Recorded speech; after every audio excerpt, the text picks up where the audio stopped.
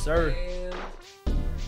All right, Playboys, let's run it. You guys know what it is. It's the one and the only, the American Cholo podcast, broadcasting live and direct to you from North Hollywood, California. My name is Gil, and I am the American Cholo. And today, we got your suegro's worst nightmare in the house. What's cracking lacking with the booty smacking? It's the one and only, your favorite photographer, Notorious One. And we back, baby. Let's go. What you think, Notorious? Oh, man, today we got a classic. You know, we got a legend in the house. But speaking of legends, man, shout out to Conejo, shout out to Prime, and shout out to the whole SKN mob. You know what? They just dropped their Hometown by Conejo just dropped on all platforms, so make sure y'all check it out. If you guys fuck with the American Cholo podcast, fuck with Conejo. Let's go. There you go, homie.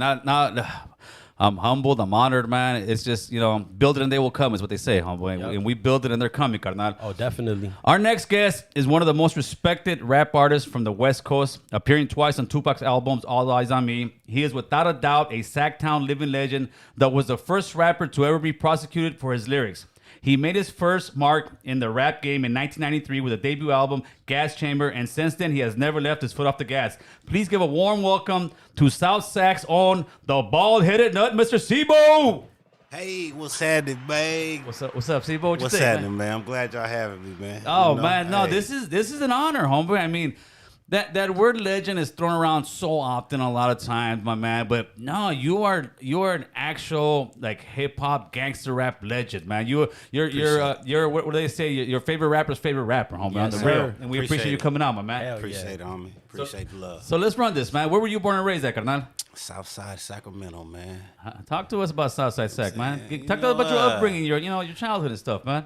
Oh man, it's so much. You know what I mean? You know how We it is. got You feel me? the time. Let's hit So this bad much, boy. man. You know the gang thing came into my life as a teen. You know what I mean? Well, really, before a teen is looking at it. You know what I mean? From the window. So you know, we go down there and just hang out, and I wind up getting, put on the hood and shit. So Now, when you got put on the hood, how old were you? I was 12. Oh, man, you're a young kid. Shit. Yeah, typically it's 14, but you're one of the young ones, like Big Boo Boo over here, 12, man. 12. So when you got put on, or what'd you do? You start hanging around with the homies at first? Well, I was already hanging with them. I was already trying to hang with them. They was whooping my butt every time, running me off, but I was trying to hang with them, you know what I mean? And then one day they was like, oh, he want to be from the hood. Okay, you got to get down with the homie right here. So what was it? You had to get down with a couple I had guys? to get down with my essay homeboy. Oh, with the essay, shit. huh? Yeah, Mexicuz. His name was Mexicuz. Mexicuz? Yeah, That's a gangster ass yeah. name, man. Oh, yeah, straight up. So you got down with Mexicuz, and now you from the hood. How do you get your name? Ah, Don't tell me you're wearing no cowboy hats around the hood, homeboy. man, cowboy boots, Yeah, big revolvers. That's right, homeboy. You know what I mean? Those were crazy days, right? so you in the hood, you 12 years old, and I mean now that you look at it, that's a child, man. Right? Yeah. But yeah. you're playing some deadly grown man games. Back then, it was like, junior high school everybody was running around hanging at the liquor stores, trying to make money, Right. Sell weed or, dope if you could get your hands on some dope back then. You know what I'm saying? Right. So once one of my homies came up on that and he had to put a crew together and I was one of the crews, you know what I mean? I got out Juvenile Hall one time and came to the house. He said, hey, man, gave me a 357, said, just watch the house, make sure that they don't rob my girl. I'm going to give you $20 a day. You feel me? Big So, money boom, back I'm there. 12 years old. I'm getting $20 a day. You feel me? Just by sitting on the couch. 12 years old, the 357 on the You lap. feel me? Damn. Back then. That's crazy, man. So now you're 12 years old. You got the 357 in your lap. Are you going to school? Are you? Yeah, I'm going to continuation school. Are you I'm just going like on Wednesdays. You know what I'm saying? I'm going like on You they give you a bunch of homework on Wednesdays and you take it home. You got to do it. Were you doing then your come homework, back. Sibo? Were you doing your homework? You had the girls Man, doing I your had to, man. Mom's was on me. homework. Okay, so Mom's was still on you. Yeah, mom's still, you know what I'm saying? Mom's worked, so I had a lot of free time. The latchkey kids. That's what it was. My father wasn't in the house. Yeah. I had a little brother, but mom's was always working, so And you started doing time at an early age, right? yeah, around 12 years old. If you walk with the 357. Yeah, 12 years So old. were you like coming out of juvenile hall at that time?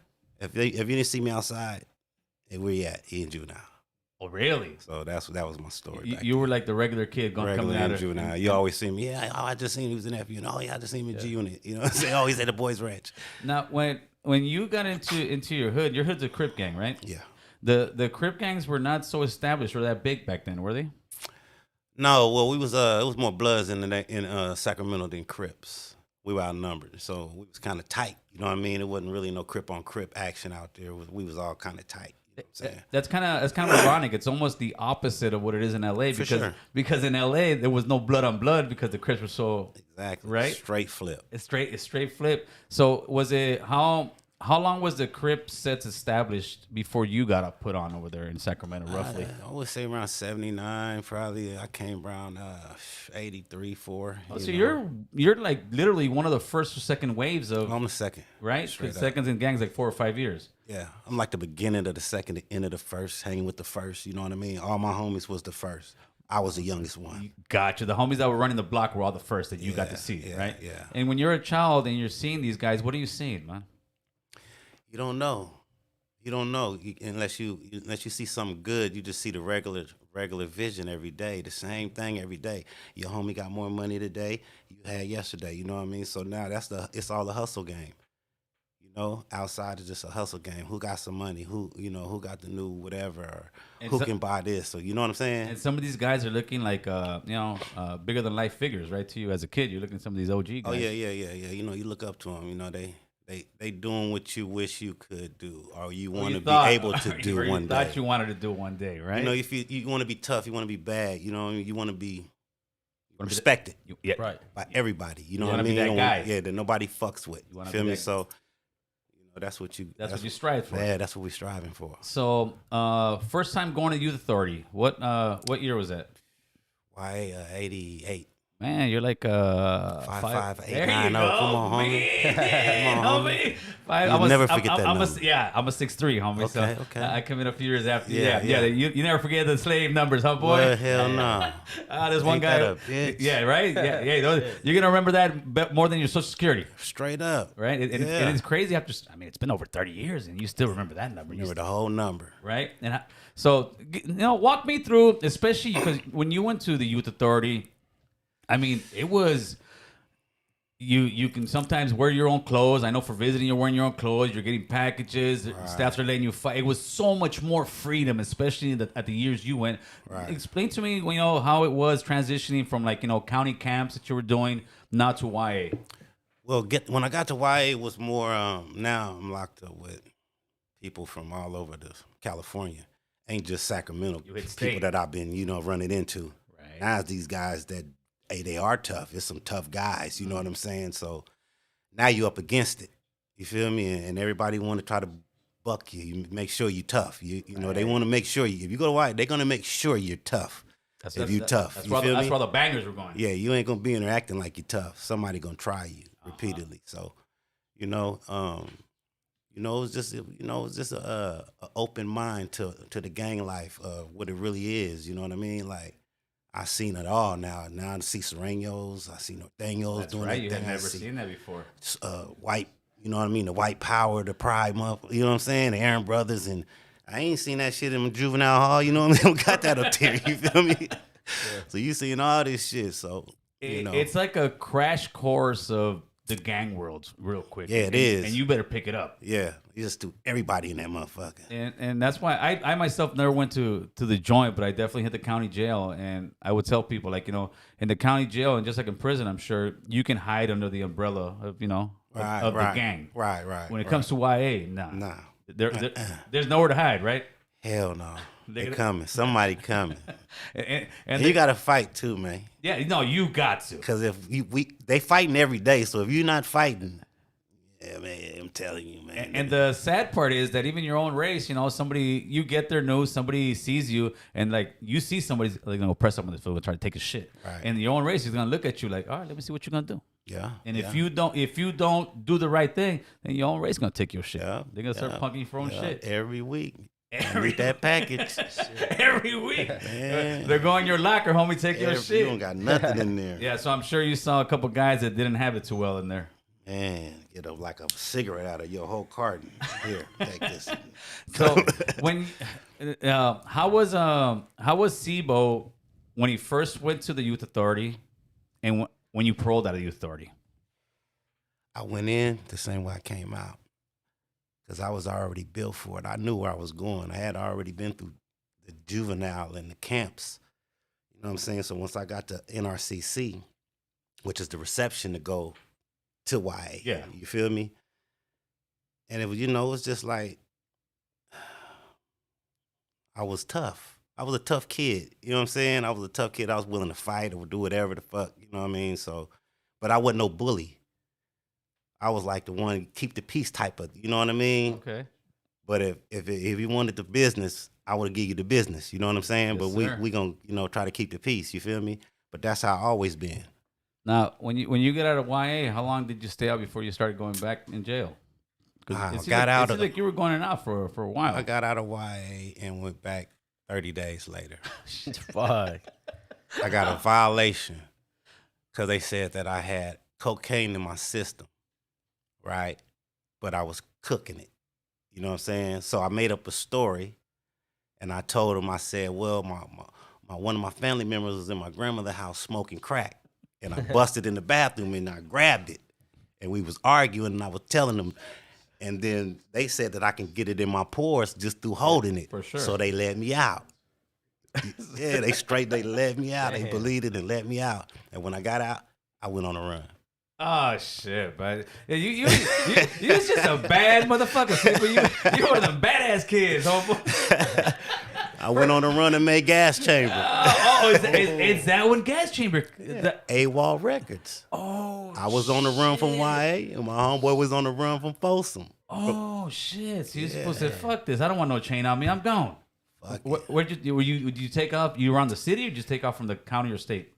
I left the state. I left the city. Okay. I have never been out of state. At that point? Yeah, I had never been anywhere at that point. How old were you at this point? 19. Okay, you a young buck out of YA. You feel me? Fresh out of YA, feeling good. In your prime, baby. Man, what?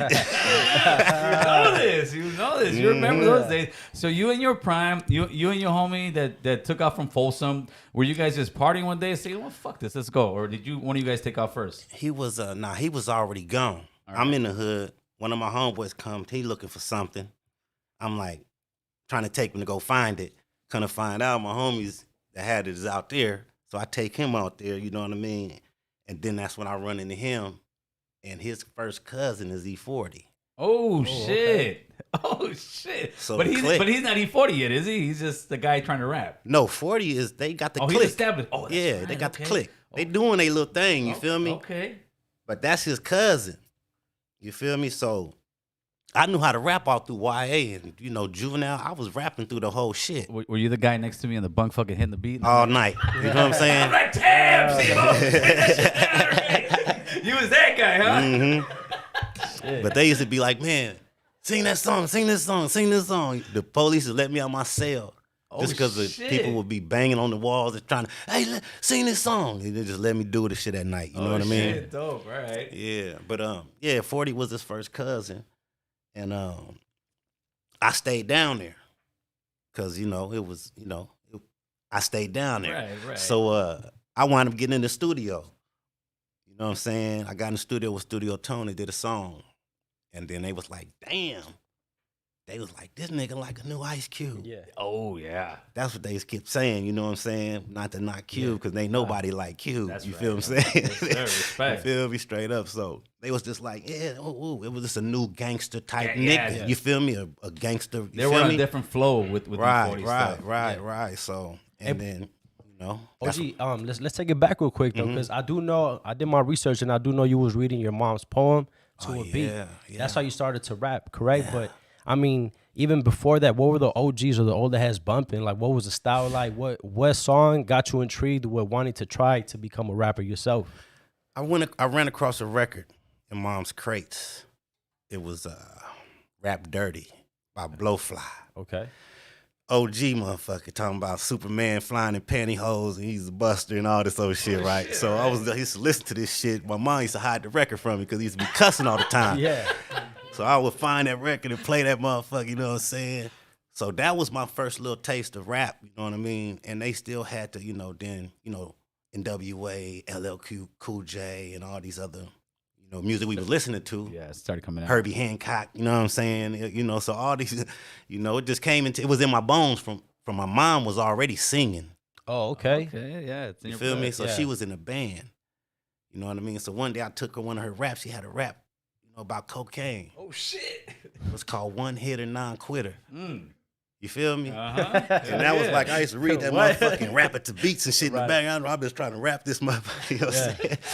And then just started writing my own shit, you know what I'm saying? That's a great story. Yeah, That's that's dope. real. Man. That's the reality of the beginning, right? Yeah, I remember riding a bike and seeing my mom in a damn garage singing with a bunch of motherfuckers playing the guitar, motherfuckers playing the drums and shit, you know what I'm saying? And, So, and you felt that It used to be nights like that. in the house, huh? Or around? Yeah, just riding through the neighborhood, and they'll be playing the band over here in the garage and shit. You Wow, know what I'm that's saying? dope, So, man. And I know. So you're telling me that obviously you started to write, but how soon after that you show your homies that you was blessed with this talent? man, I used to we used to go battle. I started okay. battling. Yeah. You know, it was really pretty much just like a circle of people rapping, and then it just turned into battles. Now we going to school and over here to here. You know what I mean? Oh shit! You 'Cause started I didn't hearing go about to no people's school. names. I didn't go to high school. You feel me? So I would be up all the high schools on lunchtime. I'd be up there battling these cats, then taking them over to the other school. You feel me? You know? Trying to get your name out there, right? Yeah, And yeah. then, and then you would hear of other guys, and then you guys would go out there Yeah. and hit them. Me, Brother Lynch, you know what I'm saying? Lynch, man. Man, what? Shit. That's that. When we was in a pack, you know? Yeah. He was on this side and I was on this side, and we would, come together sometimes, like, you feel me? Yeah. So with the E40 one, I saw the story where you said Captain Sabo, who really kind of changed your mind with the game and started seeing how it was when you saw the song and video of Captain Sabo. Oh yeah, they was talking bad about Captain Save-Ho type people, but they, it was like a lot of tension and stuff going on out there in Vallejo. Right. A lot of motherfuckers trying to say they hoes, you know what I'm saying? 'Cause Oh, shit. 40 and then was blowing up. Yeah, for and sure. And they had a whole squad with them though, so it was a lot of that's where that Captain Save-Ho came in. That really popped my collar to that. You feel me? Yeah. Can't be fucking your money off on them hoes, man. So when you're in the studio and they're hearing you out, what was the feedback on it as soon as you dropped your first rap and everybody's hearing it with E40 and them? In the air, dog, like the Toyota commercial. Oh shit! All right. You feel me? Every time, And the album that came out, when you were on the run, were you planning on making this album, or where No. did the idea come and say, all right, do we need to make this? When I came down there, I went to an apartment. You know what I mean? Lil Bruce answered the door. You know what I'm saying? And they was in there talking and shit, talking about doing rapping and shit. You know what I mean? And then my homeboy was like, "Oh, he can rap. Sibo can rap, nigga." But I got on the wall, beat on the wall, and bust a rap for him. And they was like, "Oh shit, this motherfucker right here, boy. You feel me? You need to make a record for real." Now, your next record also, Autopsy, right? I mean, you listen to the names of the records. Where do you come up with these names? Because I kind of see it just from your rawness and what you've lived. But I mean, you got Gas Chamber, you got Autopsy. That was just that was just something that was going on when you hear about somebody get killed that you know what I mean, and you hear like you gotta get an autopsy, You start hearing those words. their mom's gotta go view them and all this old shit, you know what I'm saying? So it was like the autopsy, bro. You feel me? Like that's what it is. That's what it's all about. And this is life and death, you know. This is at a young age where most regular people have no clue what. Right. Wow. Yeah, that's deep. So what was it while you was on the run? That's when you crossed paths with Master P. My time had ran out. Oh, CYA don't run with you. So you can just outrun that. The 25. Oh shit. Okay. Yeah, I just outran it. Yeah. And they sent me a dishonorable discharge. Hey, I can see you throwing a party on your 25th birthday, homeboy. That's all I know. I know for a fact you're counting the time for my 25th. Yeah. How was that day like once that day got there? Man, shit, we was already turned up. You were giving a fuck already anyways. We was already turned up. Oh, man. So, you're coming off the streets. You're doing the rap stuff. When did you really figure out that, wait a minute, man, I can actually make a living off this? This could be my hustle. Because at first, I'm sure you thought it was just, Man, I ain't know what I was doing, dog. I had no manager. I ain't had nothing. You feel me? I just got out of YA. I just was selling crack, nigga. Just trying to you feel me? Right, yeah. I was I'm buying double up, trying to get, I'm just coming from robbing and trying to, come up. You feel me?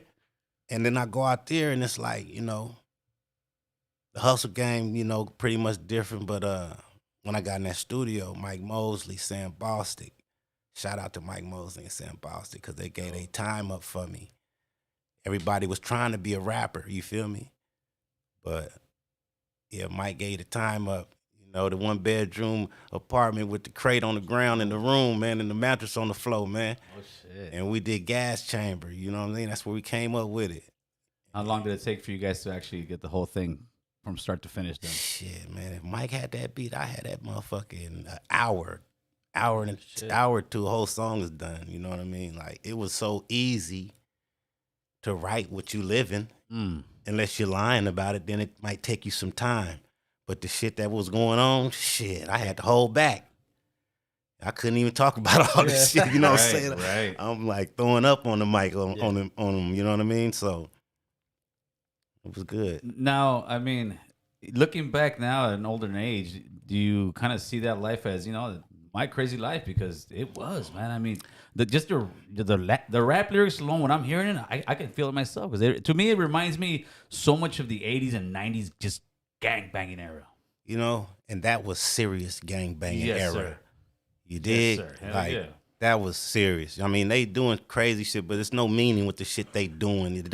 It's just madness out here. You feel me? But that's when you had to really do it. You feel me? But it was stupidity. You know, it was stupid. Nobody was like being a good guide of, you know, what to do right. You feel me? Yeah, for sure. It was all about the set, and it should have been bigger than that. You know, it should have been somebody with brains over there to say, "Hey, man, let's put in and get this apartment complex on the corner. You want to gangbang and have a set, fool? You feel me? Let's buy the whole apartment complex." Right. Well, I think it was more than anything, it was just our lack of education. Right. You know, and the older homies, they weren't doing it in a you know, malicious way towards us. Just like how we got older, they didn't know. We didn't know either, so we kept it going, and we thought doing right means we banging out. We put it off the hood, and then we figured like, wait a minute, nah, we should. Yeah, the older homies know they didn't know because they coming home 30 years now, 29 years, and they know now. They know now. That's the they difference. Like, damn, homie, I wish I would have. Yeah. You feel me? Had y'all the right way, man. You feel me? Like, we're making this money. We could buy some real estate. Like, really step our game up. But I think slowly but surely we're exposing a lot of people to the real game. Homie. Right. We still here to talk about it. That's right. The real ones, you know. That's right. So as you started, you know, you did the session right there with E40 and all that. When was the first time you actually ever not just performed in front of a group of fellas, right? Mm-hmm. Performed in front of, like, you know, it's like 20, 30, 40 people. Even though that's not a lot, but that's still, you know, for somebody who's never performed, when was the first time you remember performing? My first show I had was like, I performed in prison. I mean, on the yard for 30, 40 motherfuckers. You feel me? But my first show was in Berkeley off of the Gas Chamber album. We dropped that. My first show was in Berkeley. And it was a lot of people there. 40 performed, I performed. So it was like big, you know. How was that? How was that whole thing for you? Did you get butterflies, or you were just like, no? Yeah, they wouldn't let us in. We had to bogart through. We had to fucking push this fucking security guards out the way and bust in. They didn't believe I was me. You feel me? The bald-headed nut, boy. Yeah. When you come up with that one, man? Hey, man, shit. I had a drop cutlass, and I used to be doing donuts in that motherfucker everywhere. We had the Regals over here. That's right. I had the haircut. He's like, that nigga's crazy, bald head nut. You know what I'm saying? Hey, back then also, like a lot of things that have changed in the gang culture world. Back then we had a uniform, man. Back then we had even patrol vehicles. You know, you had the Regals, you had the Cutlass, you had the Monte Carlos, right? Right. So what was the bald head nut dressing like back then? Man, shit, when we was putting in work, man, we was in a Sunbird. You know what a Sunbird is? A little bitty ass 2-door. Okay. Yeah, that was the good old days. You know what I'm saying? Then we started doing the Chevs, the 83 Chevys, and, you know, glass houses and shit. You know what I'm saying? Glass house. Yeah, you know, Zenas Vows and, you know, Trues and Vows and Zenas, Dayton's. All that shit start coming into play then.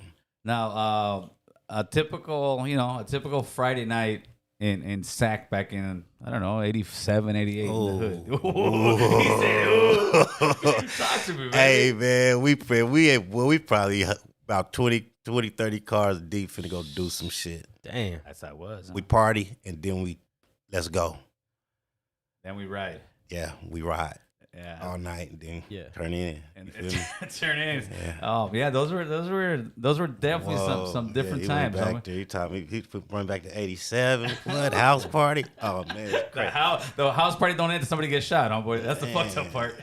Straight up. And what's the black and brown love looking like back in those times in Sacramento? Oh shit! What? Then my bros, man, like we was like we grew up together. Okay. So there's none of that up there. You No feel me? tension. So it's like shit. I sleep at his house. He come spend the night at my house. That's We- beautiful. That's what's You up. feel me? We grew Yeah. up together. You Okay. feel me? We got Crips, that's Mexicans. You got, you know what I'm saying? It's just both ways over there. Yeah. You know? It's never been tension with that over there, ever. Not that of my knowledge, you feel me? Right, maybe a couple of scraps here and there. Yeah, fighting, you know, we people fight fighting. each other, shit. But Yeah. But other than that, it was cool. that's why we never understood it. You feel me? Like I'm good with y'all. I always been good with y'all. You know, like you know what I'm saying? I just never understood it though. You feel me? So Yeah, it's it could be dangerous, but I just never understood it. You feel me? Yeah. and we'll talk a little history on that. A lot of times, you know, we as Southerners get a bad rap, you know, say, oh, these guys are just no. It was more of us getting pressed on by a lot of the Crip gangs back then. That's this guy right here back there. Nah, let's keep it 100. Right? It was us getting pressed on for many years, and then eventually we became deeper, and then the tides turn, and you know it's a gang culture, man. Right. It was never on a racial shit, really. And then unfortunately, it did become that just because you know the politics in play. But what I do see out here in Los Angeles, I see so much more like. So much more understanding, so much more working together. I mean, come on, look at you guys. You guys are here. Yeah, for you know? sure. You're here. You're here in my home. You guys are, mi casa's tu casa, homie. That's love, homie. And that's the way it should be. Yeah, it's love, homie. Straight up. Respect. But at the same time, you know, we all have a long way to go because even as brown brothers, we kill each other all day long. Brown people kill brown people much more than anybody else. Black people kill black people much more than anybody else. And, Right about that. and with the divisiveness, I've heard you say some stuff like, you know, it's kind of the slave mentality. I would like for you to touch a little bit on that. What do you? Because our misconception is a lot of times, oh, we got to be more like the blacks, like the African Americans. They support each other so much. Where is that at? So talk to me about that. Why do you think it is that us as minorities, let's just put it that way, us as minorities, even though we're not really minorities, right? Us as minorities have such a problem just getting along with one another, man. Everybody's watching everybody. Everybody's watching everybody's money, watching everybody's move, instead of focusing on one step at a time, doing what you're supposed to do. You know what I mean? And that's where all the hate is from, man. You know, and they just won't get along. It's just too much envy in it. You know, and seeing somebody do better than you. Oh, we went to school together. Well, how's he? You know what I'm saying? Got the house and the kids and the cars and you feel me? It's always gonna be a hate, even in my neighborhood, the same way, man. Yeah, Smile in your face, stab you. Yeah, they gotta understand. He worked for it, man. He grinded for it. Right. You know? But don't nobody want to work for it. They just want it. Yes, sir. They see it. They want it.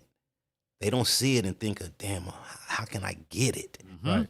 You feel me? Oh, I can work a job for 2 years or whatever the hell, instead of sell the same bag you've been selling for 10 years. You ain't came up off it yet. You know what I mean? Like it's the same. Put that energy into Yes, sir. where we can get you somewhere. You know what I'm saying? That's what they don't see though. Yeah, unfortunately, in our community, it's too many times. I say it a lot too. I say you see that guy across the street, like you're saying, he's got the house, he's got the car, he's got the money. Instead of saying, man, what did that guy do to make that bread? Exactly. Right, the right way. We look at it and say, look at this fucking guy. He thinks he's all that. Yeah. Nah, mother, you haven't even gone there and had a conversation with this guy. Right. You haven't even gone and told him, hey, man, how did you get that? How can I exactly. be down? Yeah. We more say, fuck this guy. He Yeah. thinks he's all that. And that Bullshit. So it's a myth, Notorious, that the brothers are much more in line because we think that a lot because we definitely have it. And the thing is, in white America, you don't see, these singers. I mean, they'll have their little fucking TMZ beef or whatnot. Right. Yeah. But we out here really trying to knock each other's heads off. Yeah, Man. it's really blood on the pavement. You know what I'm saying? So that's why it's just like, man, it's crazy. And talking about somewhat beefs, I don't want to get into it like real deep. I just want to touch it a little bit with Mozzie, right? Mozzie, I didn't really know that you guys actually kind of crossed paths when he was a younger kid, and your families were, you know, real close to one another, right? Yeah. It was him and my cousin was like real tight. You know what I mean? Like he would be over there at their spot all the time, or he would be over there. You know, my grandmother would help out with, you know, their family if they ever came short on anything or whatever. They had a friendship beyond what I knew. You feel me? But yeah, it was you know, it was cool. And they actually were like real close people. Real right? close. Are your cousins still close with them now, or that's it? They ain't close no more. It's yeah, and that's it. I don't need to get a text back. Oh man. Hey, so how did when I say your favorite rapper about you, I mean that about because so many people's favorite rapper in California is Tupac. Right. And Tupac loved and dug your shit. Right. Man. Right. You know, Respect. when was the first time that you had heard that Tupac was feeling your stuff, and how did you take it? I was staying in Seattle at the time, but I had came back to California for Summer Jam. Pac was in Seattle for Summer Jam, performing. Ooh, in the camera. You feel me? Yeah. Oh, he was down there performing, and out of nowhere, my homeboy had called me and said, "Hey, man, Tupac just said your name on stage." I said, "What?" Shit. He said, "Yeah, Sibo, I know you out here. Where you at?" You know what I'm saying? Because I just stayed out there, so everybody was, back then, they was, "Oh, Sibo stay in Seattle." Yeah. I used to be at the barbershops, the liquor stores, you know, just sliding through the city. So, yeah, but that's when I first knew that he, you don't fuck with my music. You got an original shout out in like an IG that people would love back in the days before there was any Instagram or anything, straight right? Up, straight from the stage. Straight from the stage. You know? So you started hearing, oh shit, Tupac is listening to my shit. Yeah. Then I got a phone call. Richie Rich called me and said, "Hey man, Pac wants you to come down for his video remix, reshoot of California Love." So you know what I mean? That was the that's big. official, right there. Right. So when was the first time you actually yourself met Tupac? When I went down there for the video shoot, I was checking in at the La Montrose Hotel. Okay. You know, that's South Sunset around there. Yeah, for sure. And 40, everybody was all in the lobby, and I had a gas chamber hat on backwards, and I was standing there checking in, get my room, and I just heard somebody say, "Is that the bald head nut?" I turned around and it was Tupac. Yeah, you know what I'm saying? So Pac was pretty much the same energy, same thing as he would be on his videos and songs and all that. Yeah, and he came up, he gave me a hug, and said, "Nigga, you ride with me. I got the new 500 droplets outside." Ooh. You know what I'm saying? Wherever he was with, he was like, "You get in the van with them." You know what I'm saying? So he ride with me.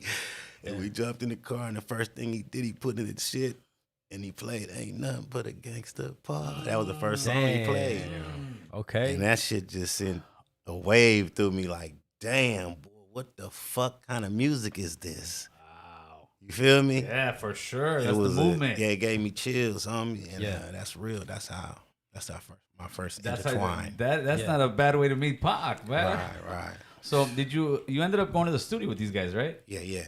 So talk to us about, going to the studio with. First, I got in the car, and I pulled my pistol out and put it on my lap. Oh shit. These are the And days, Pac looked baby. at it. He said, "Oh, we can't ride with that bolo."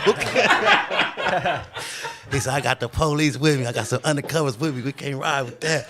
He just got out. He's on paper, but I'm not thinking. I'm fucking, man, I'm You're fucking Sibo, young, baby. man. I'm young-minded, man. So I called my homie to get. He came, got it, and then we caravaned out of there to the studio. Yeah.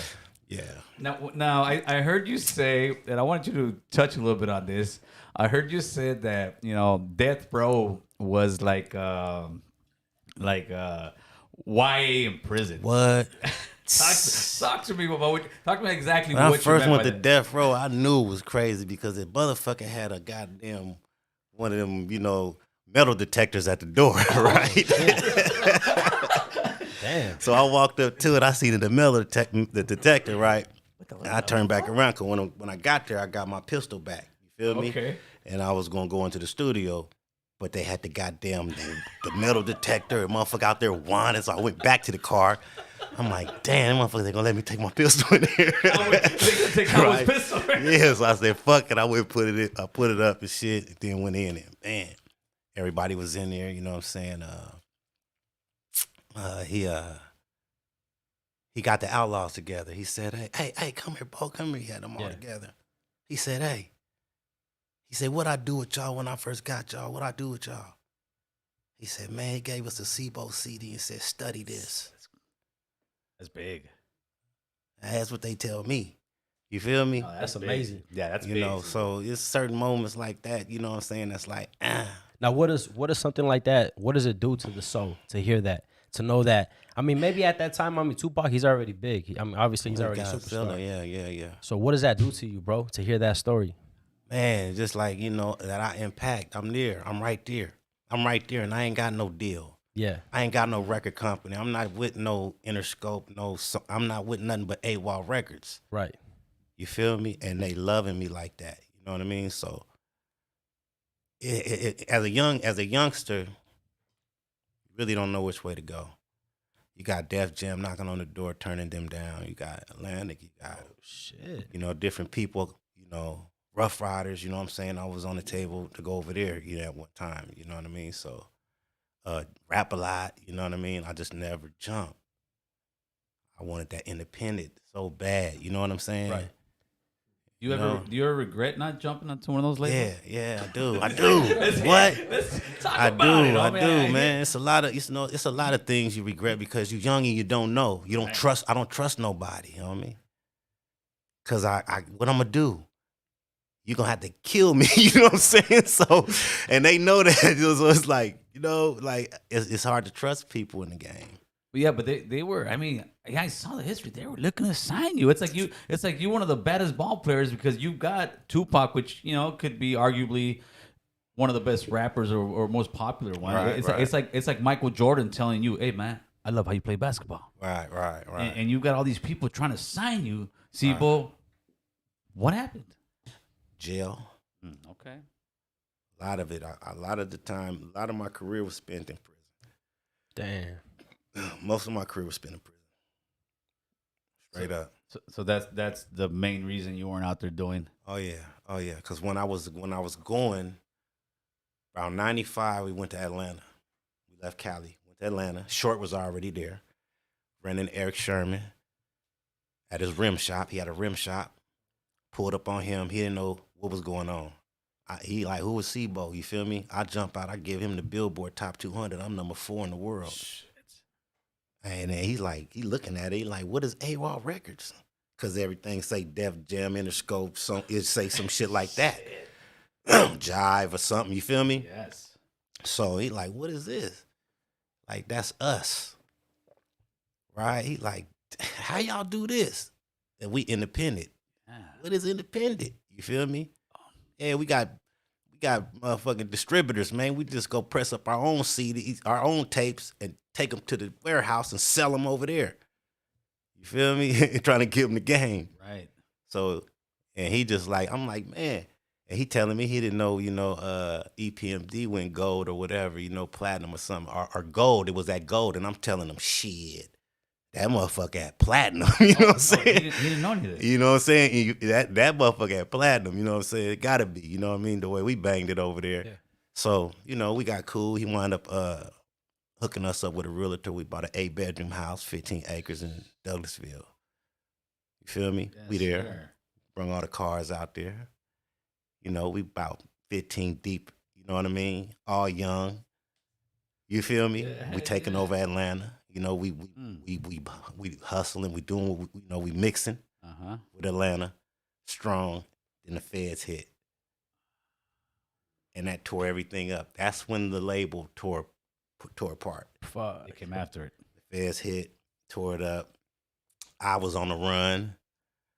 I ran again. AWOL Records, baby. I ran again because I wanted to be in Atlanta. They try to get me to do this motherfucking shit over there. I got a 3-year joint suspension, right? Right. I did weekends. I was doing weekends, right? Oh, that's what happened. I was having to go into jail every week on the honor side, and it was nothing but bloods over there, right? So the first couple times I went and they tried to jump me. You feel me? They tried to jump me. I had a couple of older homies with me, though, from Stockton. So, you know, we like, you know, let's get down there and we go in the library, you know, one at a time, you feel me? Nobody wanted to do the one at a time thing. So after they did that, the next time I got out, I said, fuck that. I got in the car, I drove to Atlanta, said, fuck Cali, I'll do the 3 years when they catch me. You feel me? So went there, they raided. How long were you in Atlanta before they raided? Probably, a year, probably almost a year. Okay, so you had a good run. You guys, know what I'm you guys saying? were having a good time, It was doing partying. Jack the Rappers and all. Remember all that shit was going on. You feel me? So we was all intertwined with that shit. You know what I mean? Now, did you have, or any of your crew have any clue that the feds were coming? Like any inclination, hey, maybe the cops over here, or you guys just thought you're untouchable at the time? I don't know. It could have been one of the motherfuckers. Could have been the feds. I don't know. Nowadays, nowadays You never know. You feel me? So what? You know what I'm saying? So the feds come knocking. They catch you when they do the raids on this one. You took off. I was gone. I was the coldest thing because that night everybody was like, "Let's go here. Let's go here." I had a female in town. I was like, "Nah, she been there all day. I want to go over here." And they was like, "Man, come on, man, you go." And I was like, "Nah, man, fuck that. I'm gonna go." You know what I mean? Because she been there all that time. So I went over there to the little apartment we had. They all went to the big house. They went partying, went to the big house and all that shit. And then when I woke up, I was calling everybody. Nobody answered. You know what I'm saying? I'm like, damn. So I had to take her to the airport. You feel me? And then I went to another apartment, and they was like, "How you get out?" I'm like, "What you mean get out?" You don't know? The feds, they got everybody. I just turned around and jumped in the car. Oh, right. Yeah. Where'd you take off to? I went and got a room, and I waited for a few people to get bonded out because they took everybody from the house. You feel me? How many people did they arrest roughly? About 15. Okay, all the homies. So so we got about 4 or 5 of them out, and then we had this big old blue van, man, with like 10 12s in it and 8 15s in the motherfucker. The back opened up, had a big ass TV in the back, nothing but speakers in that motherfucker. On the inside, it was just 12s, and on this side was the 15s. You feel me? Yeah. So we jumped in this. We drove to Denver. We left Atlanta and drove to Denver. So we get to Denver, we get to the hotel, we check in the room. Boom. Everybody like they hungry. So it's a Denny's in the parking lot. So we like, shit, well, let's go to Denny's. So we was gonna walk, but we like, nah, fuck it, let's just take the van. You know what I mean? We all got in the van, went over there. Soon as we parked, dog, task force just rolled by. Like some gang task force shit, right? They rolled by, 3 cars, and they stopped, looked at us, and pulled in the parking lot. So I'm like, damn, I said, oh, man, they coming, you feel me? So motherfuckers start getting out the car, trying to get into Denny's, and then they stopped my partner, and the partner that I was visiting in Denver. Okay. So he had somebody ID in his pocket or some shit. So they was like, oh, who is this? You know what I'm saying? Somebody owed him some money, so he had the ID in his pocket. He like, oh, man, my uncle must have been wearing my jacket or some shit, right? So he was like, hey, everybody sit on the curb, you feel me? So they tell me, they put me in the back seat because I got an alias. I ain't got no ID, right? So they put me in this is a story, dog. I'm telling you. This is a fucking real story. But look, when I'm in the back of the van, I call my little cousin. I said, man, they finna get me, right? I'm like, the police finna get me. I had a flip phone. Remember the old flip? Oh, shit. The burner. So I had to call him on that, and then I stuffed it up under the seat, you know what I mean? So they put me in the car. He say, look, he say, I'm a man of my word. If everything come back correct, I'm gonna bring you back to where I picked you up at. But I'm gonna have to take you down, right? So he took me down to the station, and they got me in the cell and shit, right? And they keep coming back. I got alias, you feel me? I'm on the fucking run. I got 3-year joint suspension, you feel me? I'm like, shit, so I give him the alias, and he coming back and forth like, man, he's like, we gonna find out who you really is. You feel me? You keep telling me that, you know what I mean? Like, coming back every 45 minutes, we gonna find out who you is, you feel me? So I go to the bathroom, he take me to the bathroom. It's like a cell, it's in like a building, like, you know what I mean? So he take me to the bathroom, and I use the bathroom. He leaning against the wall looking at the paper. And when I turn around, he say, hey, when you say your birthday was? I said, I think it was like May 28th or something. He said, hey, what sign you say you was? Man, I didn't know what sign the fuck. Man, this motherfucker asked me what sign. I said, man, I'm a Sagittarius, man, right? He said a Sagittarius. I said, man, say right here you a Gemini. I walked past him. I said, man, I know I'm a damn Gemini. You been playing with me all this time. Why I can't play with you? What? You put me back in the cell. Oh, everything. You put me back in the cell. He kept going on about this shit. Then he came. About an hour later, came, got me. Put me in the back of the car. He had this other dude with him. They got me cuffed in the back of the car. I'm going downtown. Now, because I'm at the station, now they can take me downtown. So I'm right on the freeway. I look, I see the hotel and the Denny's. This motherfucker get off, you go right up to the hotel. I'm in the back seat though, right? So the one dude, he get out, he go inside. Like he going, trying to see where my people is because we got a room there. So he come back, he say, yeah, I think your people left. So I had a Rolodex. Remember the old school Rolodex? I had one of those. So the driver, he got my Rolodex. I'm telling him I ain't talked to my mom in years. We ain't get along because I ain't had no information. You feel me? I was like, no, I ain't seen her since I was 12. You know what I'm saying? That type of shit. So he go through my Rolodex. Damn, he like, Too Short? Tupac? He yelling these names. How you know these guys? I'm like, you know what I'm saying? Because I had names in there. Yeah, right? Names. Yeah, so then he get to moms. You see my moms. He like, oh, you got your mom's number in there. He call her. Boom. I'm in the back seat. He like, yes, ma'am, I got your son here. I had a cousin, right, named Larry Williams. My name was like something Williams, some shit. I'm Marshall Williams or some shit, right? He said, I got your son, Larry Williams here. She said, Larry Williams, my son is Marshall Williams. And gave up all the information because my little cousin, when I told him they was finna arrest me, he called my mom and gave her all the info. She knew more shit than I knew. Damn. You talking about born over here? Yeah. I ain't know none of that shit, right? So he like, okay, boom. Took the cuffs off me and let me go, dog. Oh, shit. Right? He left. So, shit, I took off. When I seen him leave, I just took off running, right? I ran down. I ran hella far. I ran to a whole nother hotel. You feel me? I thought it's probably going to come back. So, I got away from that shit like that. Man, you feel me? That's a great story. That's a real shit. Hey, but you kept it cool because most people nowadays they break it.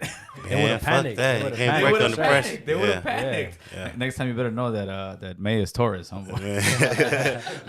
Gemini. Gemini. So how long after that though did you finally get caught for? Right, but look, I went back. I went back to Seattle. I had met my wife in Atlanta. She wasn't my wife. I was just seeing her. So she was in Portland. So I wound up going to Portland from Seattle, sitting there with her, trying to figure out what I'm gonna do about this. You know what I mean? This warrant and shit. So I get a call. They booking you. They want you in Cincinnati. You know what I'm saying? I'm like, what? Like, yeah, they want you in Cincinnati. So bam, I take the date. Shoot to Cincinnati. Got a dude, he was like, let's go to the club and, so everybody know you here. You feel me? Because the show was the next day. So we went to a club and it was people everywhere. You feel me? So Poppin'. Yeah, it was really popping. So I drove my Impala. I just bought an Impala. Drove that all the way there, right? So, bam, he got the club. So I pull up, boom, I got a few people with me. And I go to the door, and they got the damn wanding thing, right? So I say, man, fuck that. I turn around and go to the car, I got my pistol on me. Come and stay with his pistol on, baby. You feel me? Nah, this is real shit. So I go to the car. So the dude that's booking me, the promoter dude, he comes to the car like, "Oh man, don't worry about it, man. I got a pistol in there for you. As soon as you get in there, I give you a pistol." You feel me? He's like, you know what I mean? So boom, I say, oh fuck it. I put my shit in the glove box. Boom, get out, go into the spot. When I go in there, so many niggas like, Bolo, oh, the ball head. They showing me so much love. I don't even want the gun. He tried to give me the gun. Nah, keep the gun. I don't want the gun. That's right. You feel me? It's too much love in this motherfucker, right? So his brother like, man, we smoking. We going, it's about an hour go by probably or something up in that motherfucker. He's like, man, hey, take me to the corner store real quick. Man, I don't know why the fuck I went with this nigga. But let me tell you, I forgot to tell you, when I first met the little brother, he was like, let's go to the mall. This before the party. He's like, let's go to the mall. I'm going to get y'all what y'all want, the Pele J. He was just went in there and just get what you want. You know, he was one of them ballers back then, you feel me? So he said, I want you to meet my little brother. He a fan. So I like, I go in the parking lot, meet him. Boom, what's up, dog? He jump in the car, jump in the back seat. Me and Killer Tay in the front seat. He in the back seat. He go in the bag, he pull out some weed. Boom, like a handful of weed. He hand it up to the front and give it to me. I'm like, boom. I say, damn, homie, I don't even smoke this, homie. I don't smoke this kind of weed. You feel what I'm saying? Killer Tay like, I smoke it because we ain't had no weed. You feel me? So, he had the brick Mexican weed. Yeah, he said, I'm gonna try to get y'all some better weed, right? So, boom, he jump out, like, follow me to the hotel. Boom, follow him to the hotel. Boom. And then, like, let's go to the club. They want to, you know, so we can show everybody you here. So, boom, we get dressed at the hotel. We shoot to the club. Now, I tell you, everything that went on, I went, you know, the gun, all that shit. So I'm inside. He like, take me to the store. You know, let's go to the store, get some blunts. So it's his little brother. I'm like, fuck it, I got the new whip, you know what I mean? I spin him around there real quick. You know what I'm saying? So by the time we get to the light, we get to another light, the shit is like right around the corner, bro. Get to another light, the police hit right there. He pull up, his light green, but he's stopping with his lights on, right? Just looking at us like, you feel me? And then his light turned red, my light turned green, he go this way. So I'm like, damn, what the fuck he doing? You know what I mean? I pull up in the gas station. And they come around this way. Damn. Block me in. Woo, woo, woo, get out the car. Woo, woo, woo, woo, everybody hands up. And this is me and this dude, right? I'm like, damn, what the fuck going on? You feel me? So I get out the car. Boom, the police pulled me back to the car. They got him at my car still. Boom, they pull out a pistol. They like, oh, we got a pistol. You got a pistol on the pen. You feel me? Then he go in my back seat, pull out a pound of weed. He like, oh, he got a pound of weed. He got marijuana. Where the fuck? I ain't got no marijuana, nigga. I just came from California. Well, you know what I'm saying? This fool done left the weed in my car, dog. Oh, man. This little brother motherfucker, right, left the weed in my car, dog, Damn. right? In fucking Cincinnati, man, 96. All bad. You feel me? You might as well have a brick of 95. cocaine back then. Exactly, man. They try to say I drove that shit from California. You know how many fucking, I got motherfucking transported and all this old weird shit, you feel me? So I wind up going to jail. He go to jail till he get out. Boom. He get out. I don't say that's his weed or nothing. I'm in there. Cincinnati County Jail. Right? So Kenneth Lawson is one of the biggest lawyers out there at this time. I got him represent me. Light-skinned dude. We the only black motherfuckers in the courthouse. Period. You feel me? Like, man, they talking about 7 years. Ooh. Oh, I forgot. They popped the trunk and they got another gun out. I had 38 in the back of the trunk. You know what I'm saying? So I got two guns and a pound of weed, right? So, you know, dude wasn't trying to take his shit. You feel me? And my homies done went and smashed on them. And then they came visiting me talking about, man, please, man, tell them dudes don't, you know, to go home, man. You know what I'm saying? They out there suppressing on them. You feel me? So they offered me 7. My lawyer like, nah, fuck that. The hardest thing they could do is get prints off the gun. For you have to really be fucking with the gun. I'm like, nah, I don't play with that gun. You feel that bitch going my waist or go in the glove box? I don't, you know what I'm saying? Right. So he was like, hey, well, if it's like that, we can go to trial and try to beat him in trial. So he said, but you know, they saying if I lose, I'm gonna get 15 years. But I ain't taking 7, motherfucker, right now. Right.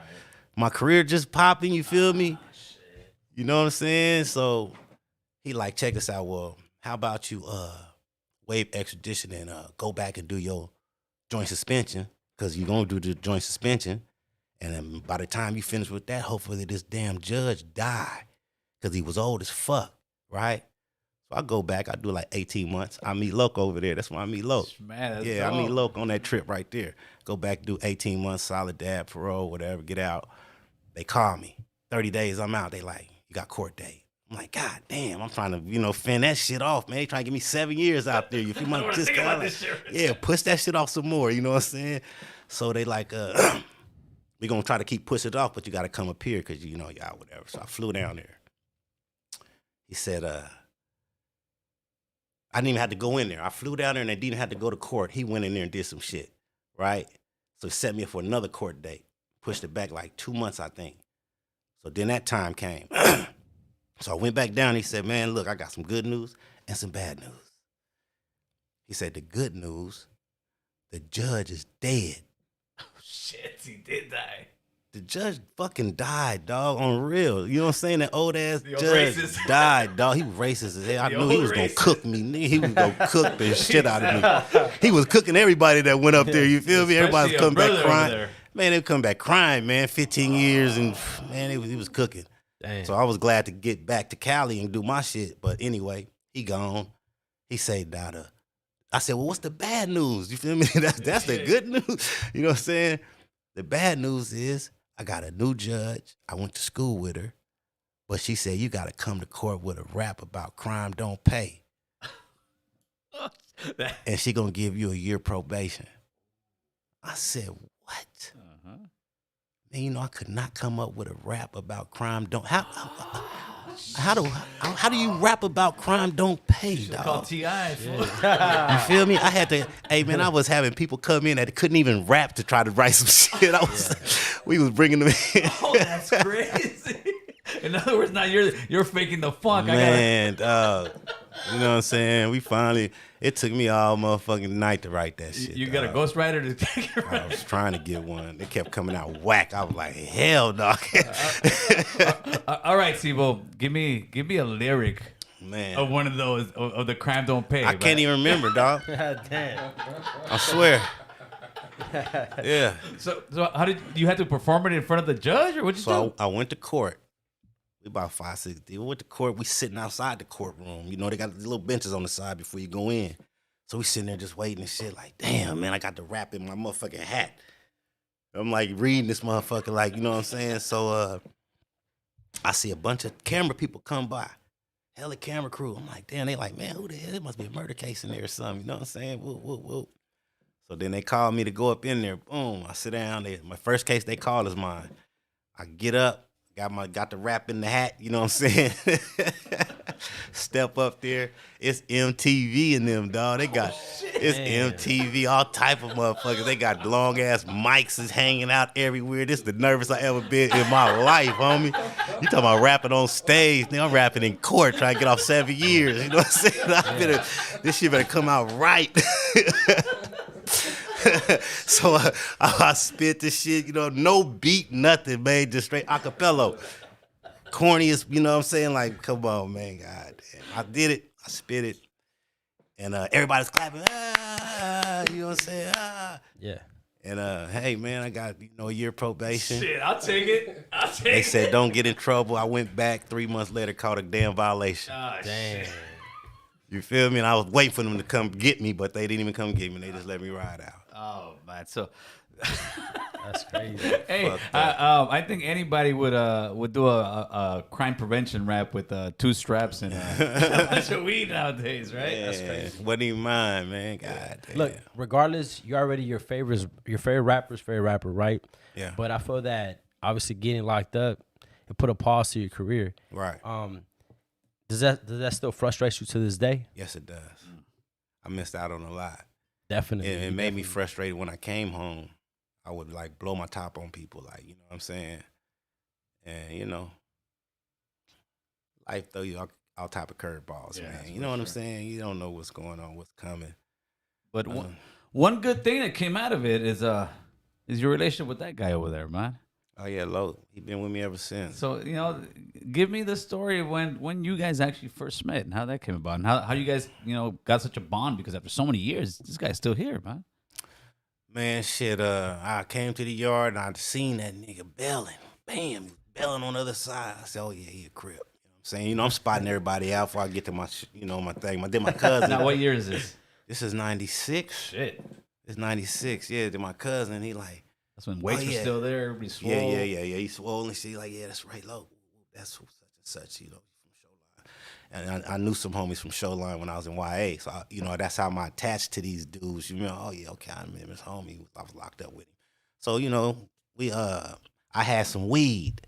I had weed that I brung from Central Yard to the South Yard, you know what I'm saying? So that night I had the weed and then we was like at the phones and, you know, we was smoking and chopping it up, you know what I'm saying? And, you know, from then on, man, shit, we was just in a little pack. You know, that was my pack, like, you feel me, that I was with every day, you feel me? And his girl was coming to visit, and then my girl would come, you know what I'm saying? And, you know, they were talking on the outside, they start talking, and, you know what I mean, keeping in contact, and To this day, homie, still rolling with you. That's right, homie. That's solid right there, man. And the coldest thing, he stayed right down the street from me. Oh, shit. Oh, damn. It was meant to be, homeboy. It was. It was meant to be. Yeah. So 96, that's if memory serves me correct, that's the year Tupac passed away, got killed. Right. I met him after that, because Pac died when I was in Tracy Okay. on the reception yard. Me and X-Rated was Sellies. Oh shit, you and X-Rated were sillies back Yeah, then. This is yeah. 96. 96. He was on his way, you feel me? Right. And I was, you know, coming in on my thing. So, yeah. You know, they cracked the cell and told us that. You feel me? And that crushed everything, homie. Damn. Because that's what I planned on doing when I got out. That was my plan. That was the plug for you at that time. That was my plan. You know, we had talked about it. Like when I was in Cincinnati, I used to call him on the phone. In the county, when I was in Cincinnati doing it, if I went there, I called them on the phone and shit. They be in there going crazy, playing video games at the big arcade game. I let a motherfucker talk to him one time. That nigga start crying. Give me this goddamn phone. Man, it is Tupac. He just start crying and snatch the phone back. Give me this. Nigga, they got it. I got Tupac. all in the yard crying to the phone. Yeah. Oh man. So how did you take that news at first? Did you think like, nah, this can't be, man? Like, From in the paper. Yeah, the newspaper. They killed him last night, man. Break down. You know what I'm saying? It's like, you know, she just bust down because that was like somebody that looked out for me when he didn't have to. Yeah, not at all. You didn't have He to put at me all. on one of the biggest records in the world. Yes, sir. And on it twice. You feel what I'm saying? Yeah, that's history. Out of just love. That's history that can never be taken out. But that'll show you how real Pac was when it comes to that. Because how we were talking earlier about us not supporting one another. He didn't have to do that for you. Fuck no. He went and got everybody. I want Spice One. I want E40. I want him. I want True Down. I want, you know what I'm saying? Put him on there. And that's real shit. How could you not? If I had a deal, I would go get everybody too. Why would I want to be by myself? Right. You feel what I'm saying? Yeah, but unfortunately, not everybody thinks like that. Do you think like the beef between Pac and Biggie, you know, just pushed the whole? I don't know if unity is the word you're looking for, but the whole movement, as far as, you know, especially with the brothers back years. Yeah, that was a bad little thing right there, what they had going on. You know, that just separated the West and the East, you know what I'm saying? And it shouldn't have been like that, because I was in love with East Coast hip hop. Yes. You feel me? I was in love with that shit as a kid. MC Shan, MC Shy That's D. where it all started. You feel me? All them motherfuckers, you know, they was busting. That's why I be spitting like that, because them motherfuckers, they didn't just rap. They was going crazy. You feel me? So, you know, I'm a fan of that. You know, Public Enemy, all that shit. You know what I'm saying? So, man, it's just crazy. You know what I'm saying? And I ain't never had a problem with that. But it's like, damn. Imagine those guys were still around today. No. It'd be a different world. Yeah, for sure. For sure, it'd be love. That should be over with. But isn't it like crazy that, you know, they can find all kind of killers everywhere? You know, if you kill a senator, I can guarantee you they're gonna find the person right away. Hell yeah. If you kill a politician's kid, they're gonna find him right. You got two of the biggest murders in the rap community, and you can't find the killers. Government. When Yeah. the government is involved, and private, no sniffing around that. You don't Did, sniff around that. Did you ever have a conversation with Tupac about Biggie? Did he ever bring him up, mention never, anything? Never was a personal like type of convo about different people. Okay. Always, yeah, what up? You know what I'm saying? Yeah. So after you did that bit, met Homeboy, you got out. What were you doing in the 90s? You still I came home and I went and got me a group, the Mob Figures. the mob figures, yes. They was like, man, you need a group like Tupac and the Outlaws. You know what I'm saying? You just really rocking with yourself. I had artists that I was rocking with, but I didn't have my group. You know what I'm saying? So once I you know, got the Mob Figures and put their album out, you know what I mean? It was like the biggest rap group in the Bay. Yeah. You know what I'm saying? Sure, definitely. And then that's where the jacket come from. Okay. You know what I'm saying? Yeah. So, you know, I went They said, hey, they got these rappers in Pittsburgh. I said, well, shit, tell them to get them all gathered up. They kept telling me to go up there and you know, do some shit. So I said, well, get them all gathered up at the record store. They said, all right, they be up there. It's like 15 of them. So I drove my Benz. I had a candy blue Benz convertible, and I had this Navigator. I think I had a Navi or something. So I took them down there. Boom. They was all rapping. They all rapped the shit, and I picked out 4 of them. I said, you. And they was like, oh, yeah, oh. So I got them, and they was like, well, look, man, I got my cousin. He ain't here right now, man, but can my cousin come? You know what I'm saying? Like, he in the group. I was like, shit, yeah, fuck it, come on. So I took them 4 home. I took them from Pittsburgh. I stayed in Sassoon, Fairfield. So I took them over there, bam. And I went, when they came in the house, I had Spice One in there. Shit. I had a pound of weed on the table. And Spice was already listening to some beats. You know what I'm saying? And shit, that was the introduction. I tell you know what I mean? What I was trying to do. It's amazing how many like people you name like nonchalantly. These are all like huge figures in the rap game, man. Yes. When you first started this thing, did you even fathom, you know, how many different people you'd be working in and having your Rolodex? Nah, it's a mentality from all that time I done did.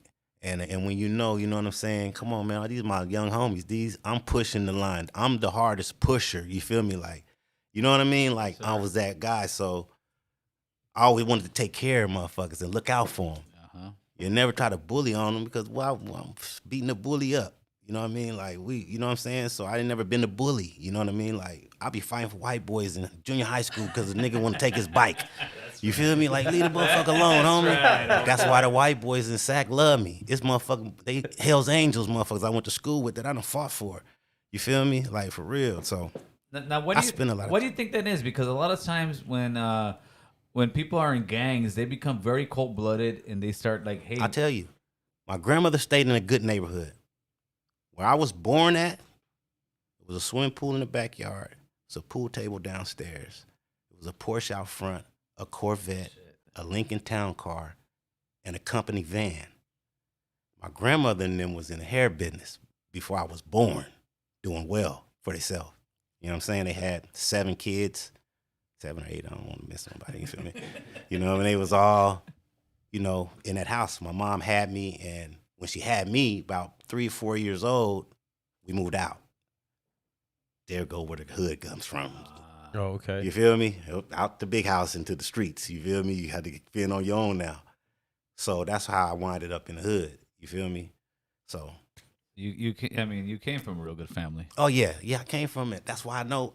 See, that's the drive I have that others don't have because I seen it.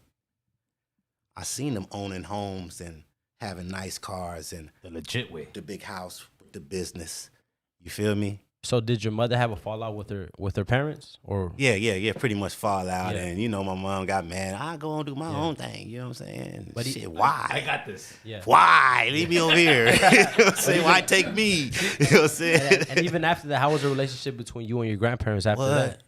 Man, I got homies. Man, we used to ride bikes from the hood all the way to their house, jump the gate and go swimming, diving board. We swim so much, pass out. When we wake up, my grandmother out there with a bunch of chopped up peanut butter jelly sandwiches, you know, lemonade out there. She was one of those. She was a queen, like, you know what I'm saying? So, you know, go to fucking Jamaica, go to fucking Italy, whatever, you know, just taking trips all the time every year. Yeah.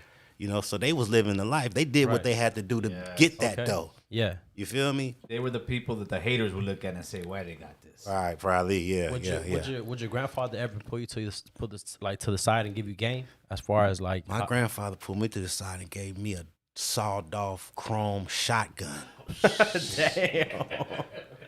He seen that I was in the game. Okay. I came over there one time to talk to him. He said, pull it back. Come here. I feel that.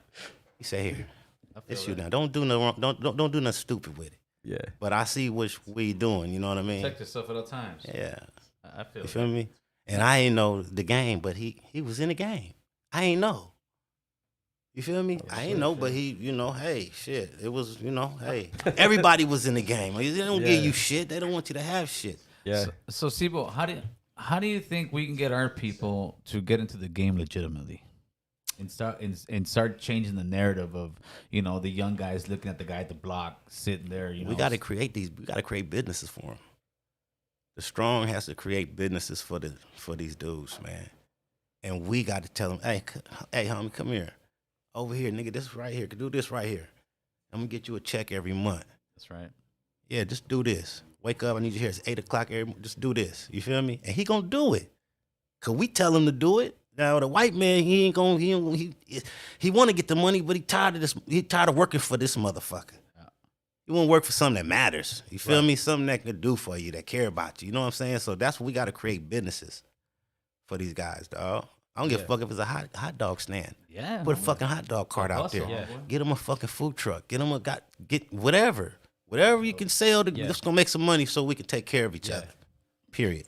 How have you maintained, just your name out there? Because there's a lot of people, especially from the 90s, that were rapping that, even big stars, that their name, it's like, it's that guy. When I posted that you were coming on here, man, there was people just hitting my IG, hitting my comment section. Like, what? Sibo? Like, I'm bumping that motherfucker right now. Like, man, I got guys that, one of the guys that just came in here lonely, he did 29 years in the joint, just got out. He's like, man, that was my favorite shit I was bumping to. So, you're so tapped in. How have you stayed so relevant all these years?